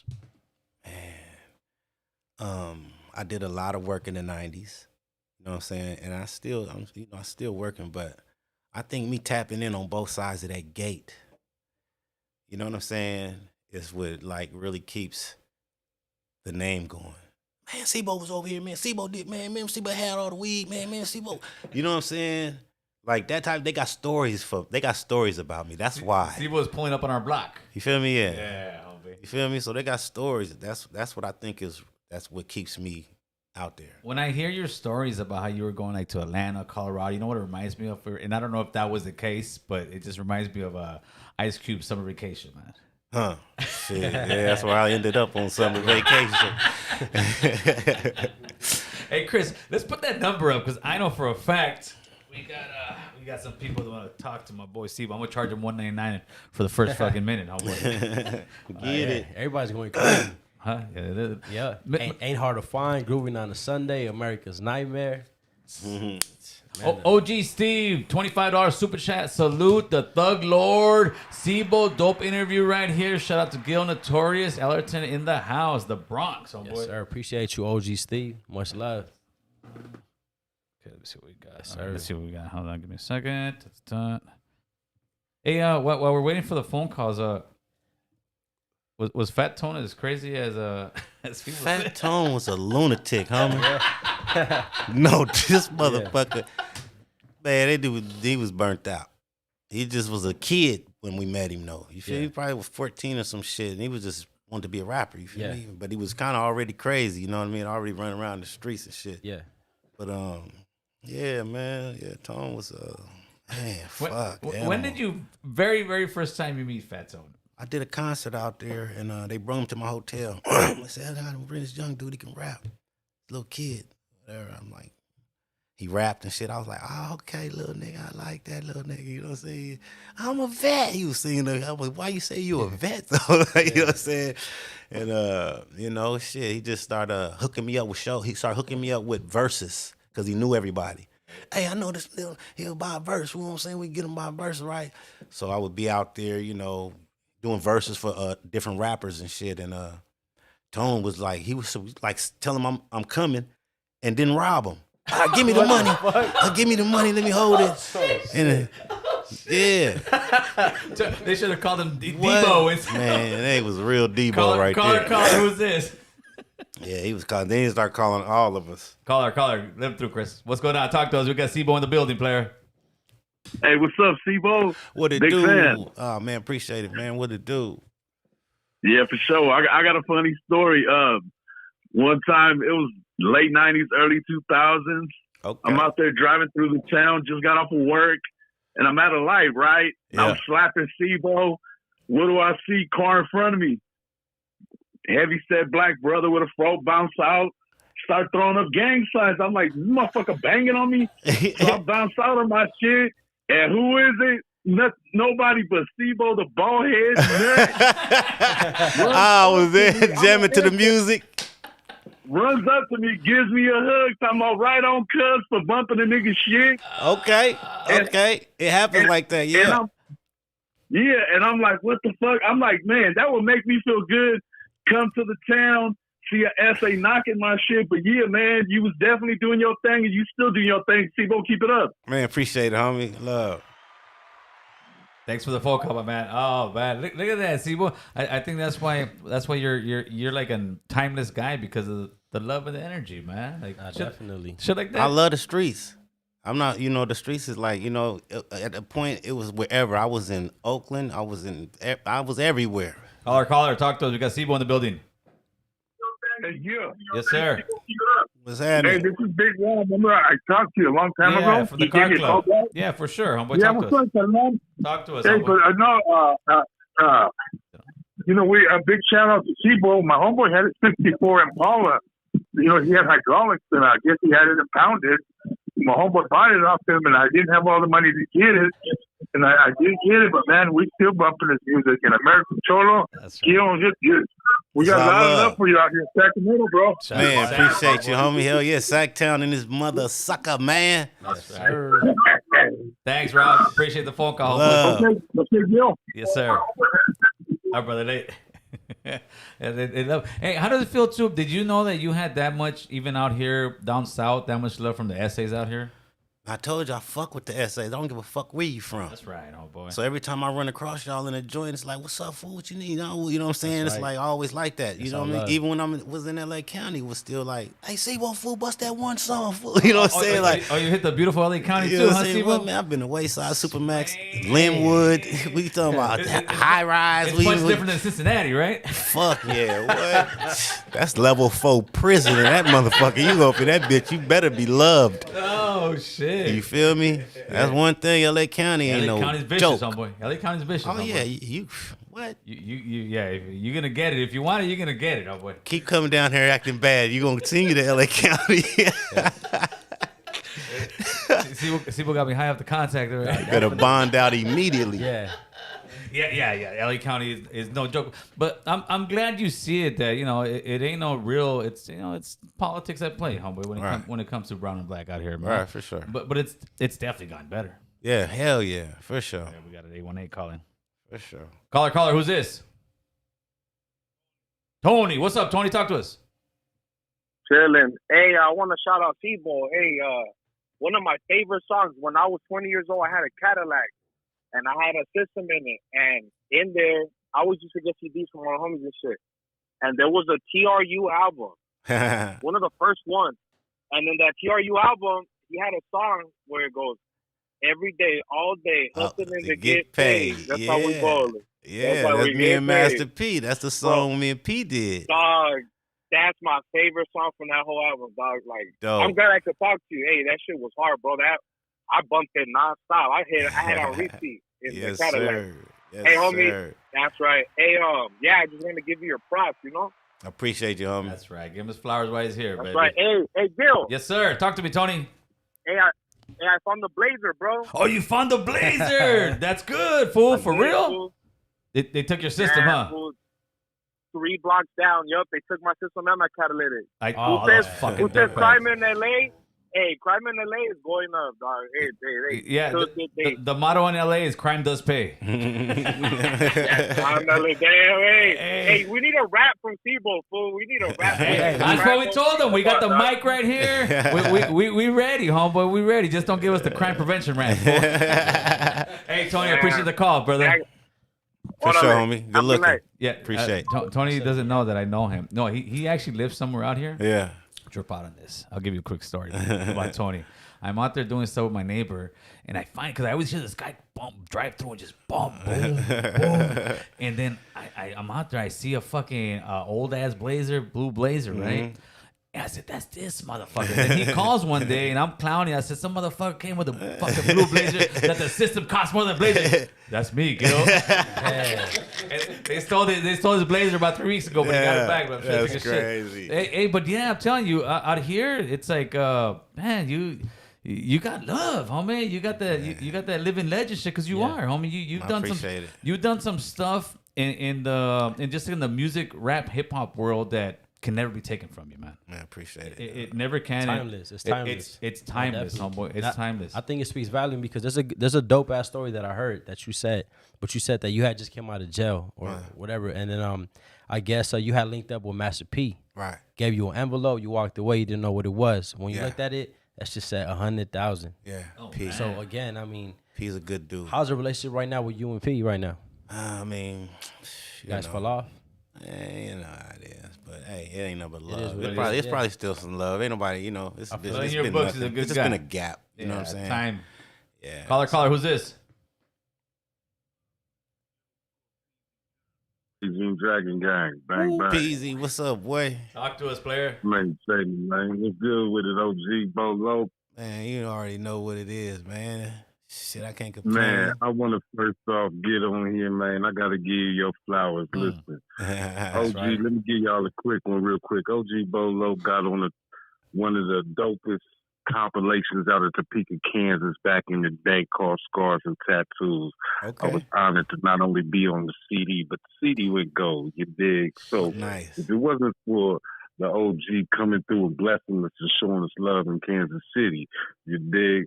There would be no super producer / writer / artist named Score P's of the Raging Dragon Gang. You know what I mean? That's right. Love, baby That's boy. dope. That Love, right there homie. is the reason, one of the main reasons I do this. One of the few cats on the next DJ quick because of this man right here. You dig? That's right. That's right. And I stand on that. I see you when you come to Columbus, Ohio, OG. I still got you. Man, Hit me up. love, baby. My mom. My One. mom. Got it. Bye. Yeah. Man, that's love all day. That's right there. love, homeboy. That's Kansas. Man, 785. top, yeah. Shit. How many states you been around in the United States? You've gone to all kind of places, or? Man, I busted them in. When we went on tour from Gas Chamber, and then we go to the record store, and we say, hey, where the ghetto at? You know, where the projects at? They say, nah, baby, you don't want to go down there. We like, well, where else we gonna go? It's like they crazy. Where's the ghetto? We go down there, we pass out CDs, shirts, we give them away. We don't sell nothing. You know what I'm saying? Give everybody, and the music was dope. That's what was good about what we gave them. They were like, God damn, boy, this you? Who is this? Yeah, that's me. I never heard nothing like that. Feel me? So we mingling with the ghetto, you know what I mean? We going in there spreading our wings, not just getting on stage and letting them see us. We like really, man, in the projects. Like, Hey, you in the hood. you feel me? Eating at grandmama house. What your mama got in there, babe? She cooking. You know what I'm saying? We pulling up. And that's what was good, and that's how, you know what I mean, we did it. You went and tapped in over there. Yeah, everywhere. Kansas City, Minnesota, Denver, Oklahoma, Texas, everywhere.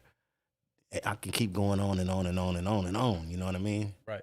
Now, when I say tap in, people sometimes take it the wrong way. But do you think that when we were talking about Fat Tone, you think Fat Tone made a mistake not tapping in when he went to Vegas? Yeah. I was in prison when he went to Vegas. All that happened when I was in prison. I was in Avenal. You know what I'm saying? So I feel they should have just, you know, at least tapped in with somebody. You know what I'm saying? You know, I don't know, you know, what's up with that. The whole ins and outs. Yeah, but I just know he should have called somebody and tapped in. And that's important a lot of times. And it doesn't mean you're like, you know, it doesn't mean like, hey, man, I'm asking permission. Just letting people know, like, hey, homie, you know, I'm coming through. What's going on? Yeah. If there's any heat going on, you let me know, like, hey, stay away from this area, stay from there. You know? Yeah, rest in peace, Fat Tone and Mac Dre, though. You know what I mean? For sure. Rest in peace, both of us, Straight man. up. So what you got going on nowadays? Oh, man, you know, I got music going on. I got some artists I'm working with, you know what I'm saying? We just dropped a little something. I just dropped a record on Spotify, Trapped, you know what I'm saying? So, you know, got a little thing going on, you know, write movies, getting the scripts down. Okay. You feel me? What you writing, like a little biography of you or what? Comedy, Comedy, action, huh? everything. Really? Dope. Yeah, drama. The whole thing. What? It's all, you lived it. You Yeah. seen drama. Yeah, cool. homie. You know that feeling when they Yeah. take you to jail? Yeah. When you at your peak, when you like, you know, you doing something good. You know that feeling when you Yes, fuck sir. up? Sir. You know what I'm saying? Like, God damn, dog. Yeah. You gotta walk it all over again. You know what I'm saying? They don't know that feeling, dog. Dad, you could write about that, dog. Yeah, you could. You feel me? So You think they should put more like more emphasis on arts and stuff like that in schools to try to get like young men and women to sit there and use that as an outlet? Yeah, sure. Yeah, that would be beautiful. That's what they need to do. Get them something else instead of being bored up there thinking, reading about history and all this old stuff that they ain't gonna do nothing for you. Yeah. You feel me? What do you think? What do you think that just a community can do to try to get young men and women to steer from the life that the life that you live, the life that I live, the life that many of us lived in, that that gang environment? How do you think we can? I say this: it took us 50 years to get where we're at, Right. So it's gonna take us 50. Right. You're not gonna gain 500 pounds and lose it overnight. Oh no. So what do you think? Going through all the struggle you've gone through to try to start to ease this thing down and steer the youth in the right direction. Man, they need more youth programs out there. Yes, sir. They need more YMCA's. You know what I mean? Where they swimming and playing basketball and doing the other programs, or you know what I'm saying? They need different things for the kids. There's too much time out there on the streets. You feel me? They go outside, ain't nothing to do but do some shit. Right. You feel me? That's the problem right there. And you seeing all these guys getting out of prison now and knowing that they were going the wrong route. Right. But we gotta have something for them too. Yeah. Sure. Let's create these jobs, these carpenter jobs or HVAC or something. You know what I mean? Right. They go into a halfway house. Why we can't build a halfway house that teach them these trades that part. and then send them out to get the jobs? You know what I'm saying? That's where it's at. But So you had, I feel like, you did have the Nipsey Hussle mentality before Nipsey Hussle. By that, I mean pushing independence, right? Right. So back in the days, what was it that wanted you to stay independent? Did you already have that vision that you don't want there to be a middleman? It was independent. It was coming from nothing to doing an album to seeing a check. Yeah. From this company over here that just, you know what I mean? Like we selling a lot of tapes to this company. They buying them. They come to check 100, 200,000. Never seen that before. You feel me? So why? What do they got for me? Yeah. 100 million? What I'm gonna do with it? You know what I'm saying? Yeah, it would be nice, but what I gotta do for it? I ain't finna do that. When I want to go to sleep and kick back, I'm going to sleep and kick back. When I want to be my wife, I'm going to do that. You feel me? Independence. Yeah. I don't want to have to go to work. I'd rather have my own job, even though I'm only making this. But guess what? I'm happy. She happy. We happy. Baby.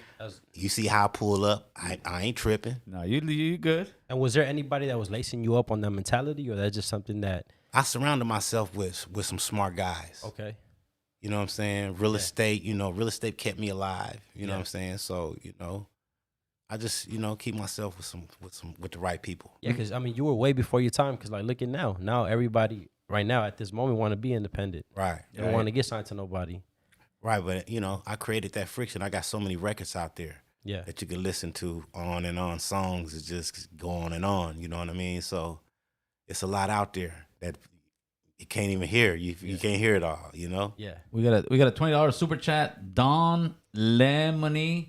Yo, Sibo, I sent you beats when I was 15 and you gave them an honest listen and some feedback. You're a real one.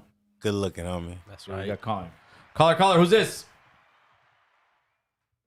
Raul. What's going on, Raul from LA? Talk to Sibo, homeboy.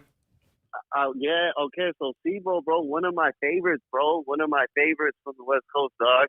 Honestly, I wanted to just elaborate maybe on the album Till My Casket Drops, because that's one of my favorite albums, and I feel like it's a untalked about album.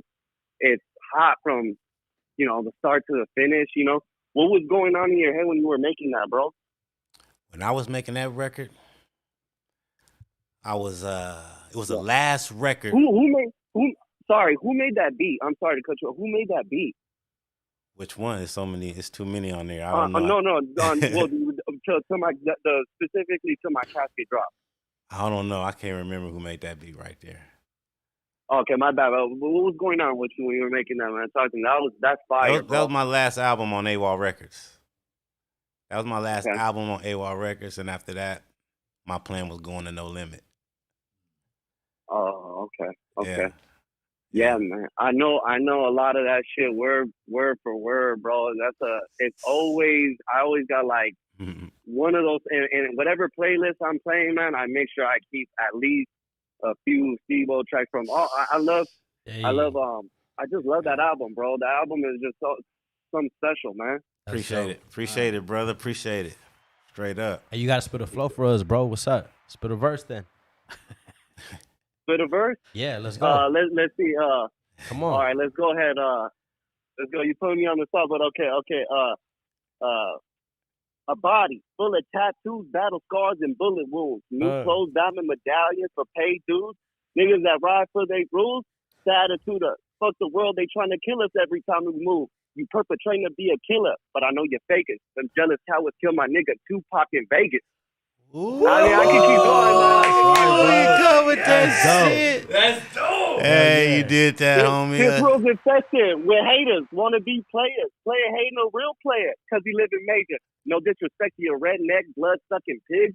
If a nigga dies, just get my cash to my wife and kids. You right. That's right. That's right. Hey. Good shit. He's spitting that shit. He's a true one, man. He's a real one. Love, brother. There's nothing but love for you, brother. Likewise, brother. Likewise. Take care. I'm at work. I'll spit the whole shit for you, but I'm not working. When I seen that Sibo was, I'm an American Cholo fan and I'm a Sibo fan. So I be tapped in with American Cholo and I be tapped in with you, bro. So it's I'm literally bumping Sibo. And then I go to see what my homie American Cholo is gonna do, and he's interviewing you, and I'm like, "This is a collision of my worlds right here." Best of both worlds, man. Shout out to American Cholo, making this shit happen, man. Hey, bro, appreciate the call, homeboy. Hell yeah, you're a real man, no problem. Thank you, guys. Take it easy, brother. Dope, homie. That was a classic. Dope. Hey, are you performing anytime soon, man? Because there's an audience for you. Hey, let me tell you something, man. The essays they'll show up, homeboy. Hey, we kept oldies alive this long, homeboy. Let's keep it 100, right? Are you performing? Not right now, nah. Are you thinking about it? Thinking about something. We're thinking about it. All right. Well. As soon as you're ready, you let me know. I will promote the shit out of it in our thing on our end over here. If you're doing it, and there's an audience for you.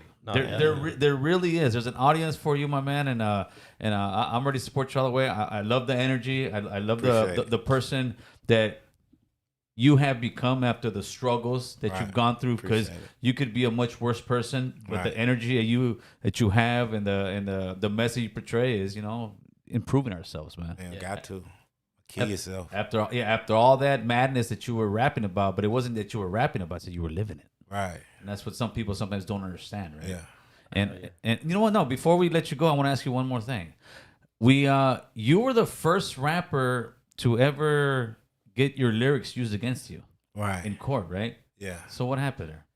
So, being part of the gangs, being part of the problem, they say they didn't want me to promote gang violence or violence against law enforcement in my music. You know what I'm saying? So they had it in my parole conditions. You know what I'm saying? Crazy. So it said that in my parole conditions, I couldn't do this in my music.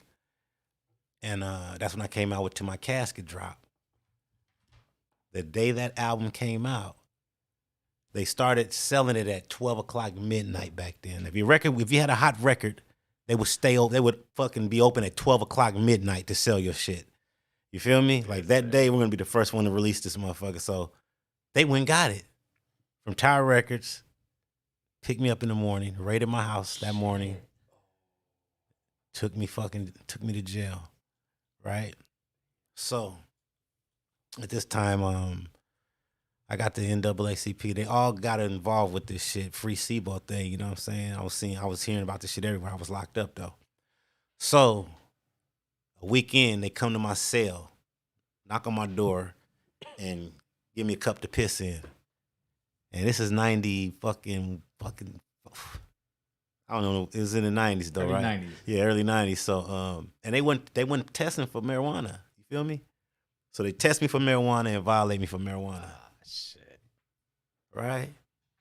Like, come on, man. I've been out 6 months smoking weed, pissing every week. God damn it. Damn. Now you want to take me to jail for it. So that's why they wound up giving me a little time for that, and then boom. You know what They I'm were saying? politicking on you. Right. DX, $2 super chat. We need a Sibo and Rico Too Smooth collab. Oh boy, that's what they're asking for. What's that? All right. He said, all right. So I just want to. Sacramento Kings won. So shout out to them. They won? They won. That's what somebody put. They won. Nah, what Yeah. time is the game? Don't start The till game don't start. Well, no, the game started 7. Don't believe those people. They bullshit. Don't tell me that right now, damn it. Oh shit. If they do that. Shoot. Yeah. Let's Chris, put the camera over here real quick. All right, let's. We're gonna have Big Boo Boo jump in here real quick. Boo Boo said he got a couple questions, man, because I had Boo Boo ready for a big wolf. I'm like, come on, Boo Boo. This is my OG co-host over here. Okay. Mr. Boo Boo Bear. What's up, Oh, boo? what's going on? What's up? I got a few questions myself as well. What's up? Hey, gas chamber. Gas chamber. How'd you come up with that? Because that hit the top 100 on the billboards. Gas chamber, you know, that lifestyle. You know, that's the fear that we had. Oh, we were gonna get the gas chamber for what we was doing. You know what I mean? Yeah. You know, for game, you know, doing the shit. So that I always seen it as it's, you know, it's either that or death. You know what I mean? They was gonna do with us for what we was doing. That's deep. So that's how that record came, and I put it all in there like that. You feel me? This is the gas chamber. You know what I mean? So how'd that feel to hit the top 100? On the Man, you Billboard? know. I mean, it was 53. It pretty don't high strike. up there. It did never struck me like, oh shit. You feel me?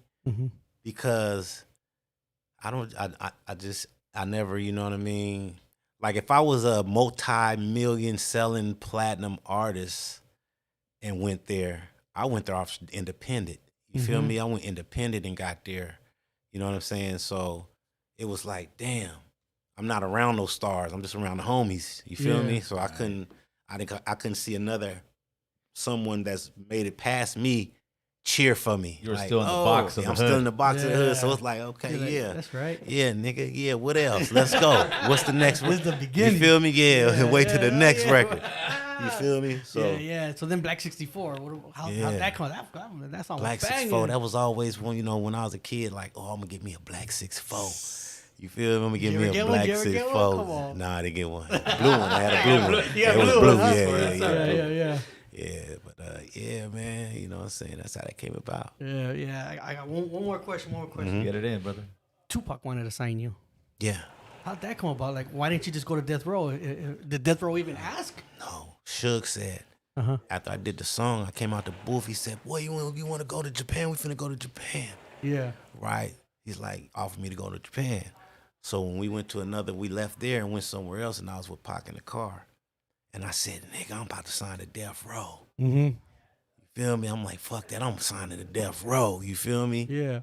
He's like, nah, you don't want to sign to Death Row. I'm like, nigga, why not? You know what I'm saying? Why not? Yeah. He like, no, you gonna sign to my label. Okay. Now, did he have a name yet or no? Nah, he had no name. I don't no think it was name, yeah. Thug Life. I don't know what it was. You know what I'm But it was saying? Tupac. He was It was screaming too Tupac. many things. You feel me? Yeah. So he said that. He was like, you gonna sign to my label. I want you to sign to my label. So Pac And I was even like, wanted shit. So okay. this was how long before he passed away? This was the night that we were doing all the music. Yeah. It's 95. Yeah, it was only like 1 year, and then he went to the joint, dude. Yeah. Fuck. So your dreams just shattered when you read that newspaper. Yeah, everything. Wow. Because I put all, you know, it's like, fuck everything else. I know what I'm about to do when I get out. You already have plans. You feel me? Yeah. Being that you had, his number and you talked real good with them. I mean, I've seen other podcasts with Keefy D talking about, Right. he's claiming who did it. Right. I don't watch some other shit. Yeah, I was gonna say, how do you feel about that, knowing that, like, damn, all this is coming out now? I don't even pay attention to that shit. Yeah. Okay. I don't even That's gotta be watch. hard. Like, you No, know what I'm saying? right. Unless it's someone I know on the pod, I see, I might watch it. Yeah. But I'm not in there, you watching that shit. You feel No, me? yeah, I can understand that. How that, Everybody that might want be to just tell be their hard. tell their life stories. Yeah. the way they see it. Damn. So I want to take this time just to thank you so much for coming on, Sibo, man. Appreciate it, brother. It was a real pleasure, honor for you to come in here and bless our platform just with your presence, man. Just with the person you are. And take your time there. Tell people where they can find you. Tell people they can send the hate mail. Tell people whatever it is, homie. Sibo, my father. Instagram, all that, any social media, it's going to be Sibo, my father. There you go. And with that, people, you got anything, Big Boo? No, I'm ready to tap out. With that, people, we're out. We're going to be live tomorrow, 6 p.m. We got Rich Greedy from San Antonio, Texas in the building. This was a great, historic, classic podcast. And we're out this Right, bitch. we out. Do it. Oh, man. This is dope. Oh, man, this was dope. Yeah, man. This was dope, my man.